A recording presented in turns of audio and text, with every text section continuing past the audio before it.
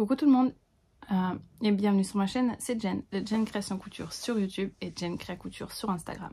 Je vous retrouve aujourd'hui pour une nouvelle vidéo et une vidéo une vidéo tout court puisque je n'ai pas eu le temps de tourner une vidéo sur le mois de janvier. Alors je peux maintenant vous tourner enfin une vidéo avec un bon téléphone puisque j'ai enfin eu mon iPhone, puisque pour celles qui ne savent pas, je me suis fait voler mon iPhone au mois de octobre et donc là j'ai enfin pu en racheter un. Alors j'ai fait des tests avant avec le micro que j'avais acheté, si vous m'avez suivi pendant les vlogs masse de décembre, et après, bon, j'avoue que je préfère le son sans le micro, donc je vais rester comme ça pour l'instant, c'est très bien. Donc nouvelle vidéo, nouvelle année, nouvelle organisation. Donc je me suis pris un carnet pour faire un carnet YouTube avec mes idées de vidéos. Donc la vidéo numéro 1, normalement, c'est la vidéo sur mes projets. Donc, ce que je prévois pour cette année, c'est parti. Tout d'abord, j'espère que vous allez bien et que les fêtes de fin d'année se sont bien passées. Évidemment, on a un mois qui est passé entier puisque on est début février là maintenant. Du coup, j'espère que ce mois de janvier s'est bien passé. Je sais qu'il est un peu en retard, mais je vous souhaite une très très bonne année 2023 et que toute cette année vous apporte surtout la santé et tout ce que vous souhaitez pour cette nouvelle année évidemment. C'est une page qui se tourne pour moi. 2022 a été hyper difficile. Donc j'espère que 2023 sera mieux, au moins niveau santé. Et pour le reste, c'est à moi de gérer, voilà, de continuer à avancer. Donc on va essayer d'aller de mieux en mieux. Pour mes objectifs couture pour cette nouvelle année, j'aimerais d'abord, en point numéro 1, c'est exploiter les magazines que j'ai. Alors évidemment j'ai beaucoup de magazines, comme beaucoup, à chaque fois qu'il y a des podcasts, des vidéos qui passent sur des revues de presse, je regarde, j'ai envie de certains modèles, je les achète, je les pose et je les oublie. Dans toute l'année dernière, je n'ai cousu qu'un modèle d'un Burda Easy. Donc c'est un modèle que je vous parlerai pendant mon podcast. À chaque sortie de vidéo, de magazine, j'en achète et je les pose et je les oublie. J'ai les deux derniers LMV aussi, parce que voilà, fallait les acheter absolument, fallait les avoir. Et je les ai achetés et pour l'instant, je n'ai rien fait dedans. J'aime beaucoup les Burda Easy, même si je sais très bien coudre, que les modèles sont plutôt simples, j'aime bien les Burda Easy. J'aime bien aussi les fibres mood, donc et les anciennement les LMV. Mais bon, je pense vraiment que cette année, alors, très bizarrement, j'ai vu le podcast de Virginie de l'Atelier de Vie tout à l'heure. Et elle parlait exactement de la même chose, en sachant que ça, je l'ai écrit au mois de janvier, début janvier. Donc, comme quoi les grands esprits se rencontrent, j'ai vraiment envie d'exploiter au moins un patron par mois d'un magazine, exactement comme elle.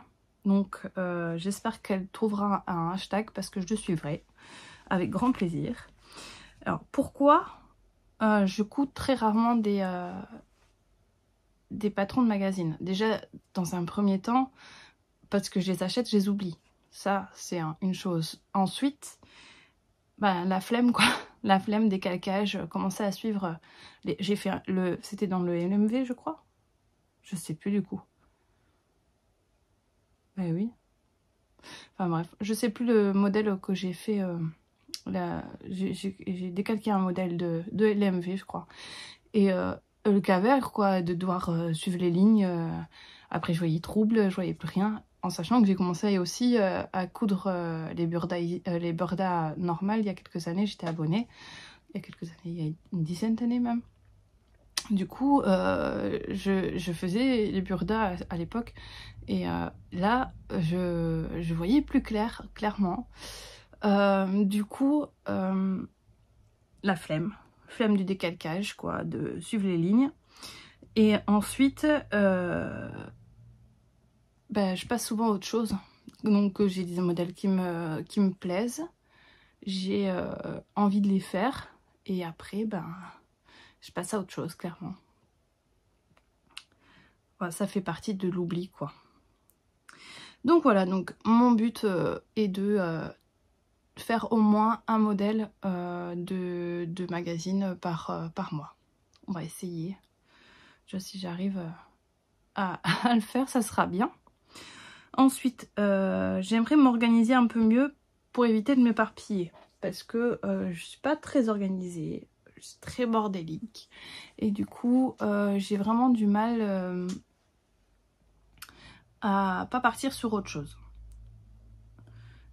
Comme je fonctionne au coup de cœur, des fois je pars sur un modèle et puis j'en vois un autre et puis je pars sur autre chose. Et au final, j'ai 2 projets qui sont en cours. Et bon, je les finis parce que j'aime pas laisser des trucs en cours, donc je finis mes projets. Mais voilà, c'est compliqué de pas partir sur autre chose. Donc, en étant régulièrement sur Instagram, évidemment, en voyant tout ce qu'il y a. Donc, mon but, mon projet, c'est que j'aimerais choisir un projet et de le finir. C'est pas gagné. Pour l'instant, j'ai un projet coupé et un autre en cours que je dois terminer ce week-end. Mais c'est... En fait, ce qu'il y a, c'est que j'aime l'organisation. L'organisation que j'aime, c'est prendre un temps où je coupe tous les projets que je veux faire. Quand j'ai tous les projets que je veux faire, évidemment, j'en prends qu'un à la fois, ou 2, évidemment, si c'est les mêmes. Par exemple, si je couds 2 pulls pour mes filles, je les couds en même temps. Mais et de prendre un projet, de le finir, et comme ça tout est coupé et je peux juste passer le temps du soir que j'ai après le travail, quand j'ai un peu de courage, de ne faire que de la couture. Et le week-end, souvent c'est le vendredi, j'ai remarqué que je faisais ça, j'installe tout à la cuisine, mes comment ça s'appelle, les plateaux de coupe là, enfin bref, vous voyez, les trucs pour pas couper la table. Et je coupe tous les projets que je veux faire. Ça, c'est ce que je veux faire. Mais le problème, c'est que je veux pas recouper de projets tant que je n'ai pas fini les projets que j'ai déjà coupés. Ça, c'est très compliqué pour moi parce que dès que j'ai quelque chose que j'aime bien, un coup de cœur, je vais abandonner les projets que j'ai déjà coupés et je vais faire autre chose.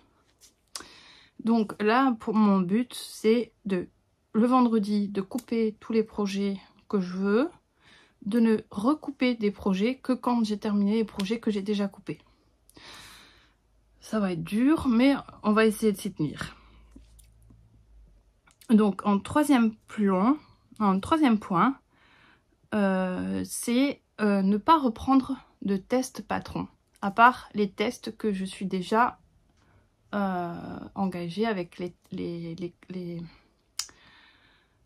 marques, donc c'est-à-dire les Bobbin Patterns. Donc je suis testeuse depuis 2 ans, je crois. Ça fait un moment, hein. Ça fait vraiment un moment. Et bon, les tests des bobines, ça me plaît trop pour ne pas les faire, quoi. Donc les tests des bobines, les tests de patron, moi je couds. Parce que Claire, c'est pareil, bon, ça fera partie de notre vidéo, ça fait partie des marques, des patrons, des marques de patrons que je préfère.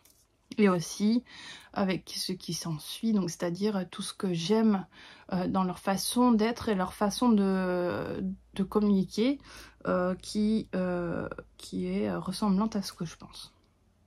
Et la troisième marque pour laquelle je veux continuer les tests, évidemment, c'est Atelier Adriette, qui est une petite marque qui mérite beaucoup plus de visibilité, même si c'est pas moi qui va lui en donner, hein, qu'on soit clair, mais je trouve que c'est une chouette créatrice de patrons, qui fait des patrons vraiment complets, et du coup je veux continuer à être sa testeuse avec grand plaisir, mais ne pas répondre aux appels aux testeuses.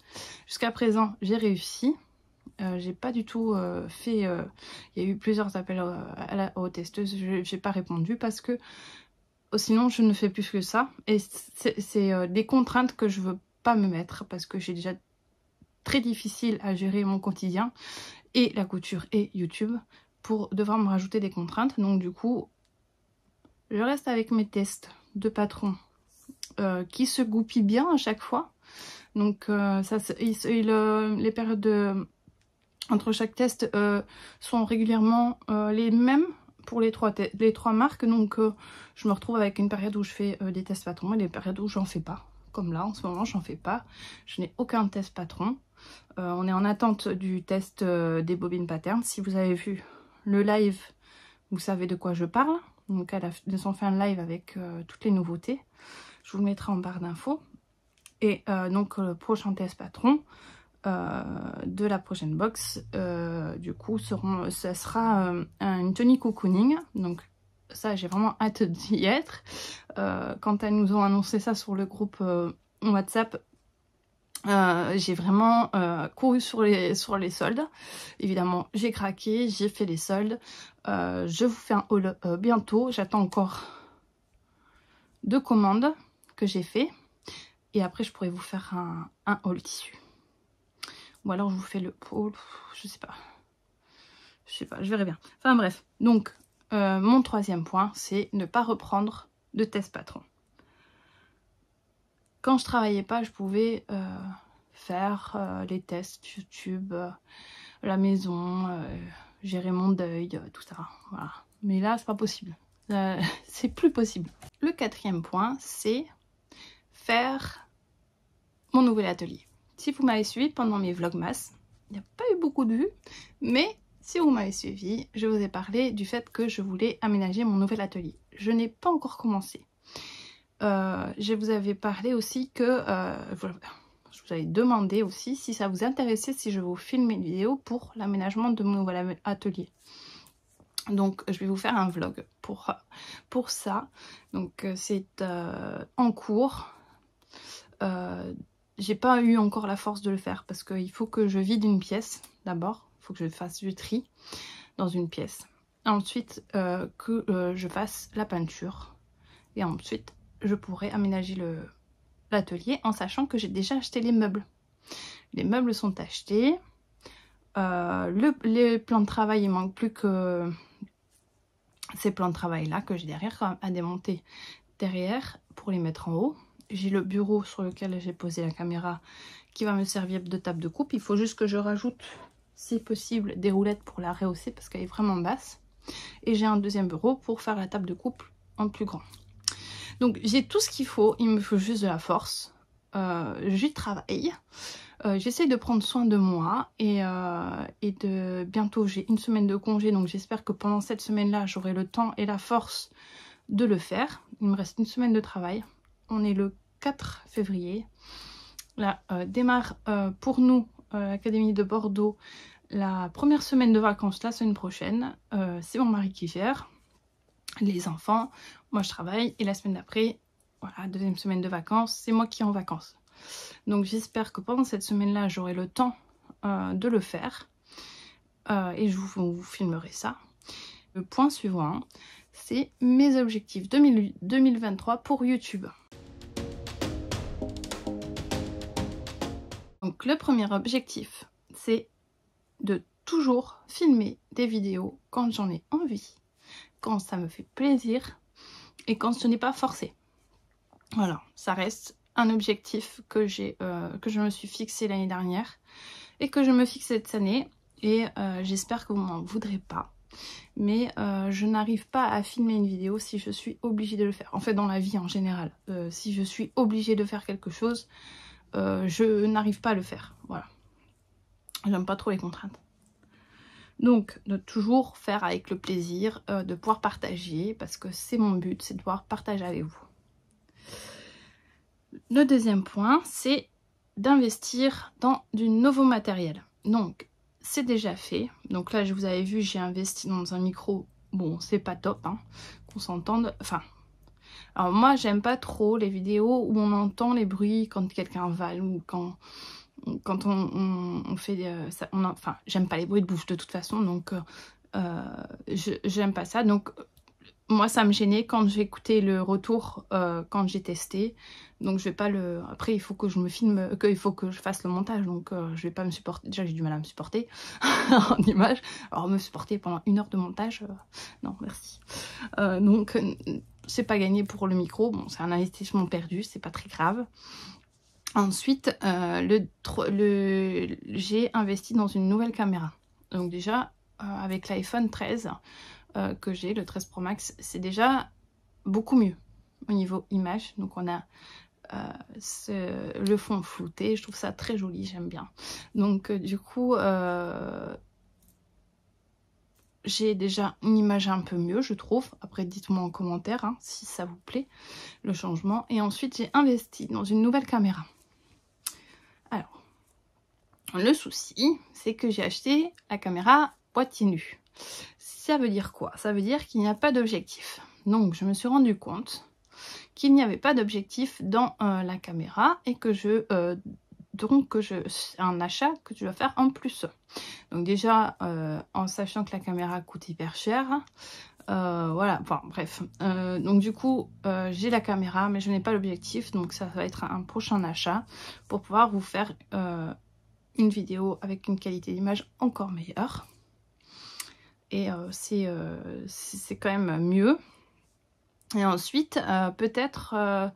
donc en fait, j'ai investi dans la caméra, un trépied qui va avec, et aussi un micro sans fil. Pareil, je testerai. Si ça me plaît pas, je laisserai le micro qui est dans l'appareil photo. En troisième point, c'est essayer de me lancer dans les live couture. Sur YouTube, en faire au moins 1 fois par mois. Alors là, j'ai besoin de votre aide parce que je ne sais pas si ça pourrait vous plaire, un live avec moi sur YouTube ou sur Twitch, peu importe, sur une plateforme, sur Insta. Ça serait un live où on coud ensemble un modèle qu'on définira ensemble. Alors, j'ai très peur de me lancer sur les lives parce que j'ai très peur de me retrouver toute seule en fait, tout simplement. Et qu'il n'y ait personne qui vienne me voir. Donc, j'ai besoin en commentaire, s'il vous plaît, de me dire si je faisais un live, est-ce que vous viendriez sur ce live pour partager un moment avec moi de couture ou pas. Ne dites rien si vous voulez pas, ne dites rien. Et alors, en fonction de vos réponses, je pourrais éventuellement avoir ce projet de faire un live par mois, un live par mois de couture, de moments couture avec vous. Le 4e objectif, c'est tourner mes podcasts couture plus régulièrement. Essayer de faire, soit comme j'ai vu quelques-unes le faire, après chaque couture, faire un rush en fait avec l'explication du modèle qu'on vient de coudre, soit au bout de 4 vêtements faire un podcast, parce que là derrière vous voyez pas, mais j'ai toutes les coutures que j'ai fait et que je vous ai pas montré, moins une parce que j'en ai moins 3 parce que j'en ai 3 que j'ai pas encore pris. Voilà, ça fait beaucoup de modèles. Donc ça va être un podcast d'1h30 avec un montage de 3 jours. Donc je veux pour mon bien-être aussi faire des vidéos plus courtes, et pour vous aussi parce que moi j'aime bien les vidéos longues personnellement. Quand Virginie sort un podcast de 2 heures, voilà, j'aime bien. Et puis on n'est pas obligé parce que la vidéo fait 2 heures de regarder jusqu'au bout en une fois. On peut le regarder en plusieurs fois en faisant de la couture. Donc moi j'aime bien. Après il y a certaines qui n'aiment pas. Donc faire certaines vidéos, faire certains podcasts plus longs, mais d'autres un peu plus courts. Et là, ça va être compliqué pour moi si je tourne pas un podcast régulièrement. Donc, dites-moi en commentaire aussi ce que vous préférez. Si vous préférez les vidéos que vous voyez avec plusieurs rushs ou une vidéo sans en une fois, quoi. Et en fonction, c'est toujours pareil, hein, la chaîne est à moi mais est à vous aussi, donc je fais pour vous, donc j'aimerais bien avoir votre avis. Voilà, ça c'est mes objectifs couture et YouTube pour l'année qui arrive. Je referai un bilan à la fin de l'année pour voir où est-ce que j'en suis entre mes projets et ce que j'ai réussi à réaliser. En tout cas, j'espère que vous serez au rendez-vous pour cette nouvelle année. Je vous remercie pour toutes celles qui se sont abonnées dernièrement et merci à toutes celles qui sont là depuis le début évidemment. Merci énormément. Ça me fait très plaisir parce que la fin d'année a été compliquée. Si vous m'avez suivi pendant le vlogmas, vous le savez. Et le mois de janvier était encore plus compliqué, mais je vous avais pas en vidéo pour m'aider. Donc j'ai dû me débrouiller toute seule. J'ai réussi, je suis toujours là. Donc là ça va un peu mieux. C'est pas gagné, mais ça va un peu mieux. Du coup je retrouve un peu d'énergie et de la force pour vous tourner ces vidéos. Parce que là je vais en faire je vais en faire plusieurs. Et je vais tout monter dans le week-end. Et pouvoir vous poster plusieurs vidéos ces prochains jours. Donc j'espère que vous serez avec moi pour cette nouvelle année de couture, de YouTube. Le 17 janvier, on a fêté nos 2 ans sur la chaîne. Ça me fait très plaisir. Je pensais pas que j'allais durer aussi longtemps. Je pensais que j'allais me lasser très très vite. Mais en fait, ça me plaît de plus en plus YouTube. Et ces 2 ans, ça a marqué... Enfin, le 17 janvier, ça a marqué beaucoup de choses puisque mon papa est décédé le 21. Donc, ça m'a permis de tenir YouTube. Vous m'avez permis de tenir. Vous m'avez donné de la force. Du coup, merci. Merci 1000 fois de m'avoir suivi depuis ces 2 ans.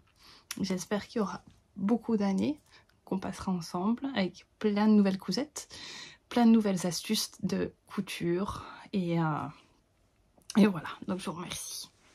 En tout cas, je vous souhaite une très très bonne année. Je vais clôturer cette vidéo et je vous dis très très bonne année 2023. Que du bonheur pour vous et pour vos familles. Je vous dis à bientôt. Prenez soin de vous et on se dit à très vite.